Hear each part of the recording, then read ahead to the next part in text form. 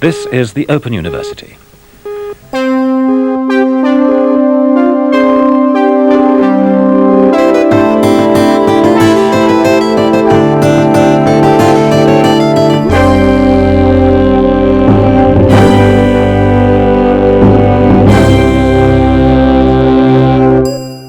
Good afternoon, it's a Sunday afternoon, and this is one of my lectures in which I have no theme, and I have no idea what I'm going to talk about, except that I do have preoccupations, and I do have things that I'm thinking about.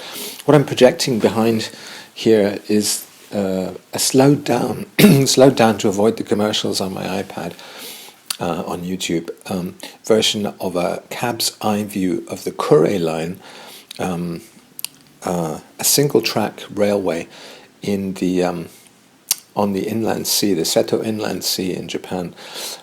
It runs approximately from Okayama-ish down to Hiroshima-ish. Kure is just outside Hiroshima, and it's an area I'm particularly interested in because when I look at listings for old houses in Japan, which can range from free to $100,000, euros, pounds, whatever. The area that sort of appeals to me most is sort of in the hills just above Okayama or on the coast, down that Kure line. So it's kind of my target area, and it's a kind of dangerous fantasy for me, a speculative thing that I could get a very cheap old Japanese house in a semi-rural area, but with good access to a train station. And I've just had an invitation from the McClymonts, David McClymont, who used to play bass in Orange Juice and of course has collaborated with me on several records in the last decade, and his wife Janet are going to Japan. I often meet them in Japan, and we've had some delightful holidays in Teshima and Inujima and places, islands on the inland sea, Naoshima. Can we hire them for the show? Yeah. Yeah, fantastic.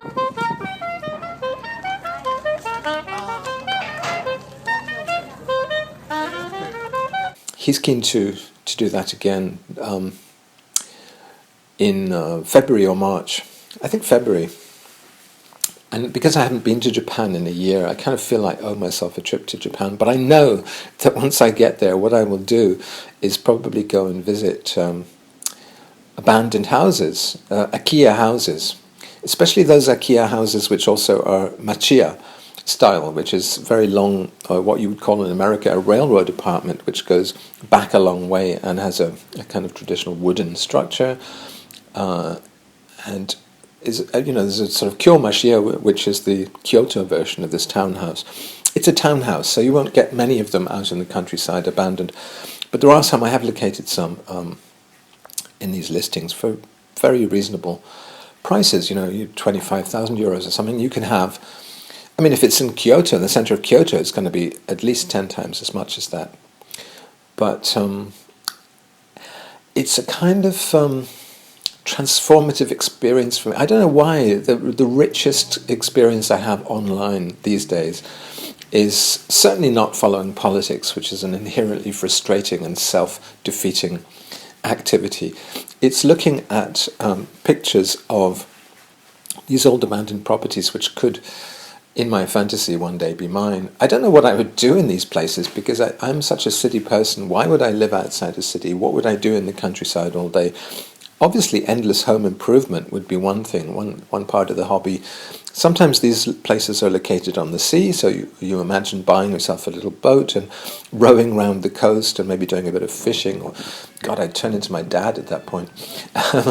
He tried desperately to interest me in fishing when I was a kid, and I just wasn't taking the bait, as it were. And I found it a kind of brutal sport. I hate coshing living things on the head so that their brains are destroyed, and all that stuff you have to do as a fisherman, and then eating their bodies, But not that I'm a vegetarian. I have been a vegetarian. I was a vegetarian for 4 years, and then I started eating meat again when I had my final exams at university, because I thought it's a bit like being Lugi, a lesbian until graduation, L-U-G. I was Vugi, a vegetarian until graduation, or just before. And it kind of worked because I got a first-class honours degree, so, something happened in my brain at that point, but probably I would have done just as well as a vegetarian rather. But I do tend to eat mostly, people who know me will testify that I eat mostly chickpeas and rice, and with a sort of thin smearing of tomato sauce or curry sauce or something on it. So, and maybe a few little bits of kind of heavily processed chicken. So that's my footprint, as it were, my food footprint. I am sort of interested in food. It's one of the avenues I've never really pursued. I wish I cooked more and knew more about the chemistry of cooking. And there are so many things to master in this life. I've only just mastered how to keep a fire going. And I'm actually burning this thing called brown coal. In German it's called brown coal. In English it's lignite coal, which is you can burn in a wood-burning stove because it's a very low-temperature burn. It's a very pollutant fuel, though. It's one of the most pollutant fuels. It is fossil fuel, but it's a bit more like peat. It's mined from the surface rather than from deep underground. It's only about 30 million years old, rather than, say, 60 million years old. It's from the Cretaceous, the tertiary period. It's all those late period dinosaurs, or the descendants of dinosaurs or whatever, that were trampled by time, history, and fate into the shallow soil of peat. So it's got a bit of a smell, not a very pleasant smell, not like Scottish peat, which is actually just soil which you burn. And of course, people famously describe Scottish whiskies, like my own favourite Lafroig, as having a peaty, smoky flavour to them. But brown coal, lignite coal, is not pleasant in that way. But it does have, I suppose, a wintry kind of nostalgic feeling to it when you smell it. I should really get an air purifier. This is one thing I'm thinking about just now, buying either for the Paris flat I share, or for this flat, a Muji air purifier, which has a nice pillar-like form and really does a good job of cleaning the air, because we live surrounded by dirty air. Those of us who live in cities, the air is pretty bad. I mean, on Friday there was an advisory here in Berlin to keep windows closed because the air was so bad. Then on Saturday, suddenly it improved vastly, and it was only 16 parts per Brüller, whatever it is. I use an app, an air quality app, and so it was actually very fresh and healthy air yesterday. Makes such a difference when you're walking around. But it'd be good to have one's flat cleaned as well. I think this real smoke fire, even although it's sealed into an oven, as it were, I think it's really pretty unhealthy, and I feel gunk in my lungs today from it. But what was I saying? I don't know, how did I get onto the purity of the air? I think I was talking about buying houses in Japan and going to Japan. Obviously, the Flixgam will have to... and all these avenues of expertise which I haven't really pursued.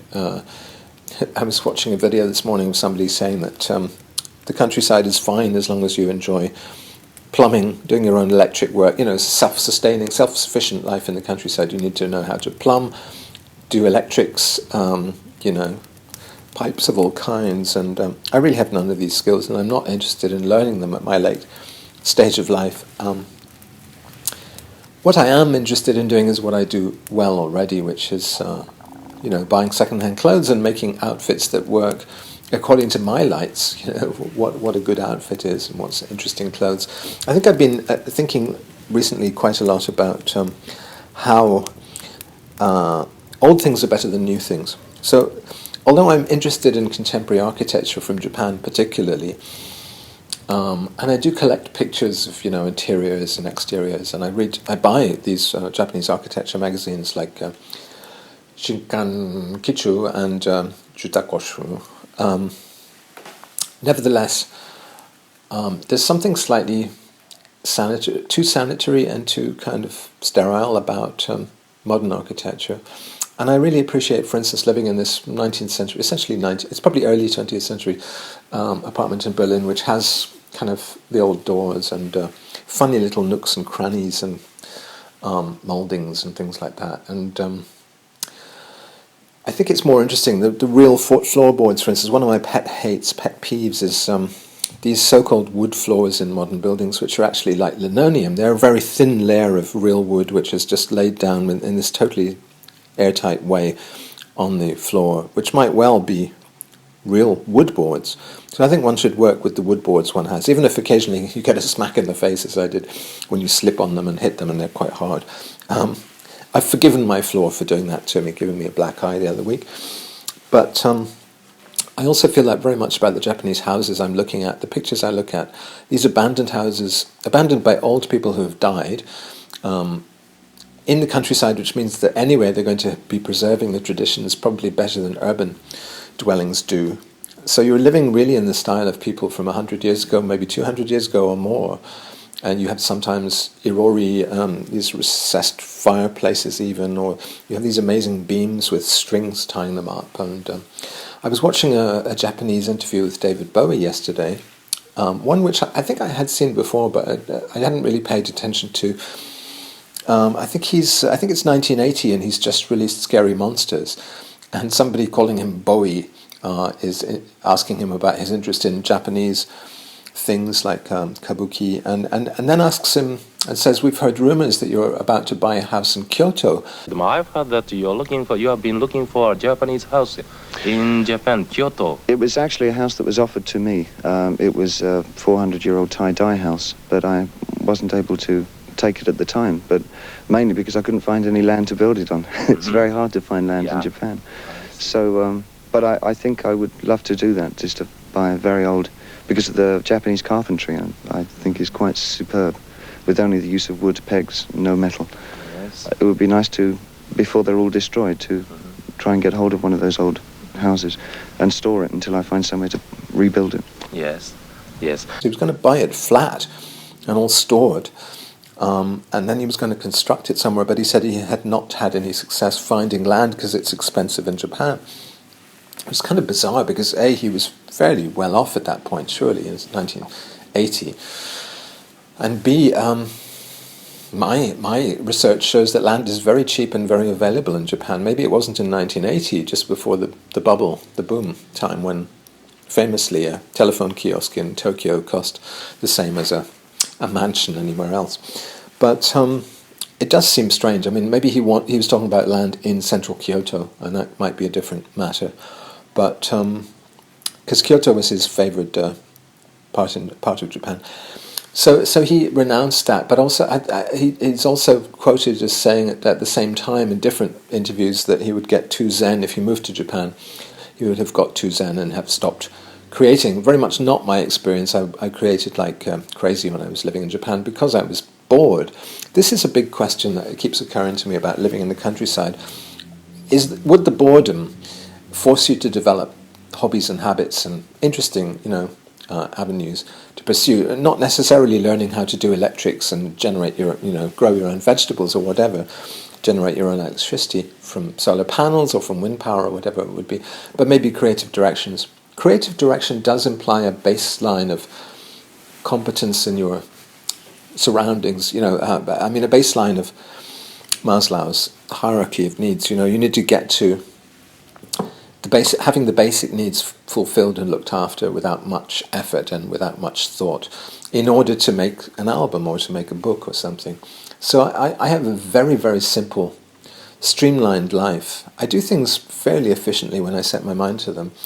And I seem to have aced out on the sort of living conditions level. So I've built those lower floors of Maslow's hierarchy, and I can concentrate on that little pinnacle, which is super important to me, which is self-actualization in Maslow's terms, or creativity, or art, or whatever you want to call it. Productivity, making things, not necessarily very profitable things, but things which matter a lot to me and matter to a small niche audience. Denton Welsh, a voice through a cloud. What else? I was going to say clothes and buildings. I like old ones more than new ones. I was in a couple of shops yesterday looking at clothes in the sales, modern clothes, and they were so bland, so colourless, so boringly cut. There's an awful conformity and blandness, I think, in contemporary things. Floors or, jackets, the sort of Uniqlo effect, where people want basics, and I suppose even Muji, even people like Muji, who I kind of in theory do approve of, are terribly bland when it comes to their clothes. In Muji's case, it's a blandness that I kind of appreciate and kind of like, but I'm much more interested to go to a place like Humana and find eccentric old clothes. Eccentricity is a key word, a key term, but also personal association. You have to. Eccentricity requires a certain freedom from rent, for instance. So, in order for a quarter of a city, an area in a city to remain eccentric, it has to be somehow protected from the increases of rent. So when I walk around in Mitte, as I was doing yesterday, for instance, I remember the Mitte of 25 years ago, and I remember the eccentricity that made a lot of creativity possible for that district. And I see that it's now been really blanded over. A lot of the shops on the Alte and Neue Schönhauserstraße, which used to be independently owned, quite funky and interesting little shops with eccentric owners, Or there were designers like Bless just off that street in Willachstrasse, for instance, who've disappeared now because they can't afford the rents. Now H&M actually owns. There are various stores which are disguised, sort of pseudo boutique versions of H&M. So the interesting shops, the junk shops, for instance, like the one in the corner of where I live here, have all been forced out. There is no such thing as a junk shop now in Mitte. It's really. It's unaffordable. It's not possible. So it's the same thing with. I don't know what it is about modernity which is really it's sort of the rational efficiency of modernity, aided by computers. Now everybody knows, and this is true of broadcasting as well. Everybody knows what the public wants because you can measure it. I can measure what this YouTube is worth in terms of views and in terms of the monetary equivalent of that viewership. It'll get 1,000 views if I'm lucky. This video, like most of my videos, sometimes they go to 1,500 or 1,600, and that's worth a couple of dollars, in terms of monetization. So clearly, what I'm doing here and the kind of unpopularity of my themes and the laid backness of my presentation is not working on a commercial level. But I'm a person who absolutely sets aside all commercial considerations. When I make songs or when I make a talking video, making money is the last thing on my mind, because again, I've got a basic security in my life, material security. I've trimmed my needs and my expenditures, really, so that I can be free. Cheapness is freedom. This is one of my slogans. Cheapness is freedom. And the same applies to city districts. If the Humana down on the Karl Marx Strasse has vastly more interesting clothes, from my perspective, than any of those expensive shops uptown. Also, one thing I did yesterday was I was thinking of buying some very expensive spectacle frames from one of those opticians again in Mitte, and I looked at the prices of them, and they were €400 or €500 for a pair of frames, let alone putting lenses, or one lens in my case, into them. And I said, screw that, they're not even very interesting frames. There's a certain orthodoxy and conformity. If I wanted a pair of sort of rather outrageous 80s looking frames, there's no way I would find them in there, because they are not on the official taste agenda. They're not in the Overton window of frames. The sort of politics has blown apart that Overton window, and now people are doing creative destruction in politics, to good and bad effect, mostly bad. But in so-called style matters, fashion and clothes and sartorial style is in a very conformist place just now. So you spend a lot of money on presumably prestige products, but they're inherently very, very boring. And their prestige is usually just the fact that there's a brand name on them. You've got the same jeans as everybody else, but they have an expensive brand name on them. So I'm much more interested in the genuine eccentricity of the past. Another thing I saw yesterday, actually, was a book about indigenous design. It's what's it called? It's not DIY-ism. Anyway, it's appearing on the screen beside me as I speak, and that interests me because it's in the tradition of Chester Coleman and other people. Do I mean Chester Coleman? No, I mean Thibaut Coleman. Chester Coleman was Auden's boyfriend. Tibor Coleman was a design agency head, a designer in New York, who did a book called Unfashion with his wife. And that was hugely influential on me because it showed that the way people dress in indigenous societies, tribal societies worldwide, is much more interesting than the way they dress in fashion magazines, constructed by designers and stylists from these fashion cliques of Paris, New York, and London. And actually, this is something that David Bowie finishes that interview that I'm talking about, watching yesterday with a Japanese journalist. He's asked to predict what the 1980s will be like, and he predicts that tribal musics and ethnic musics and folk musics, global folk music, will dominate. To some extent, he was right. There was a kind of vogue for people like the Pogues and Les Négresses Vertes, and also Peter Gabriel's WOMAD, and he said that synthesizers would not prevail, which is kind of wrong.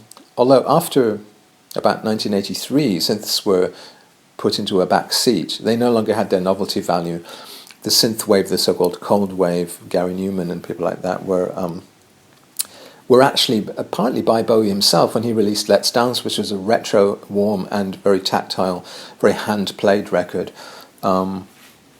All that synth cold wave stuff went out of fashion. I think, regrettably, because I was rather enjoying groups like The Passage and Thomas Lear, people like that making synthetic records, but it went out of fashion a bit. And then, of course, Bowie himself totally lost the plot, and and now we have a diversity and anything goes, but very little is paid attention to. That's the commodity now is the listener's attention and not the artist's creativity so much.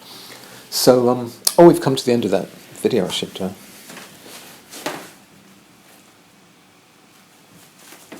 restart it. Oh, but there's adverts at the beginning, I think. Oh, maybe not.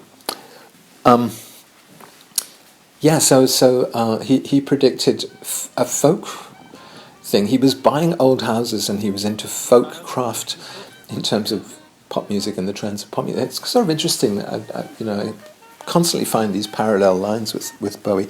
He didn't really practice what he preached, though, because he then went on to make some dreadful big hair, big drum kind of 80s pop, and to lose interest essentially in music. I think he was off on his yacht in the 80s or bringing up his son. I don't know what he was really concentrating on. But I just find it interesting that there is this moment in 1979. Isn't this a weird OCD thing I have of patting in the books? I'm just sort of enjoying touching them. This is Holderlin. This is a Holderlin volume that I bought in Myanmar, which is a fantastic place for old books. Again, old things, totally trumping new things as far as I'm concerned. I hate those Grand Designs episodes where somebody puts in some breakfast bar stools with those tulip-shaped breakfast bar stools, on that kind of linoleum-like real wood floor, inverted commas. All that stuff can just go stuff a duck. I'm interested in...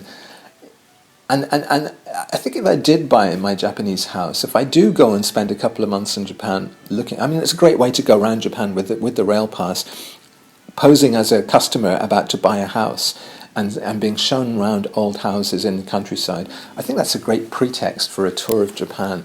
Screw the Olympics, I'll be avoiding all the sites, all the arenas, all those boring people in their jeans watching sports, in their running shoes, which they never run in. I will be out there looking at people's houses, and I would be interested in buying a house with all the possessions in it still, because one of the things you always read on these listings is that they will remove the dead previous occupants' possessions and dump them for you. But I always like the little crappy plastic buckets you see in the bathroom and the kind of the cheerful splashes of colour in the kitchen, where there are all these sort of old cans of decaying peaches or whatever is in the pictures. I would keep all that stuff. I kind of want to have the weird fantasy of slipping into the life of a very old and very old-fashioned Japanese person and using everything that they left behind. I wouldn't like do a designer conversion of these houses. I would actually live in them as they were lived in, because the maximum strangeness is inherent in those places. They have tatami on the floor. They have thousands of year old kind of little corners for shrines and ancestor commemoration and things like that, which are really alien to my worldview, but which I would find fascinating to kind of come to some kind of reconciliation with, some kind of contract with that strangeness. I think I'm very nostalgic for strangeness, not just a defense of eccentricity as a kind of disability. Hey, we should be nicer to those freaks. It's more that strangeness is such a precious commodity in a world of conformity that, and also as you get older, you get very familiar. You say, oh yeah, I've seen that before. I recognize that. And as a child, I think in your first 5 years, everything you're confronted with is unfamiliar, frightening in many cases, magical in many cases. I remember seeing an owl on the window ledge of a family friend's house in Ayr, the Locketts' house in Ayr, and I was terrified. I'd never seen an owl, and I think forever after I associated that terror with the room that I was in, which had a model train set. So somehow owls and model train sets were connected in my mind in some weird voodoo. But that kind of freshness is what I'm always craving to rediscover. I think I'm seduced by things I don't yet understand. And as you get older, unfortunately, those decrease in number, and you really have to seek them out. You really have to go to the other end of the world and into an environment which is strange and in some way hostile, inimical to you, to find it again. That's all I'm going to say today. Another ramble. Who knows where all this came from? It was just rattling around in my brain. Open University.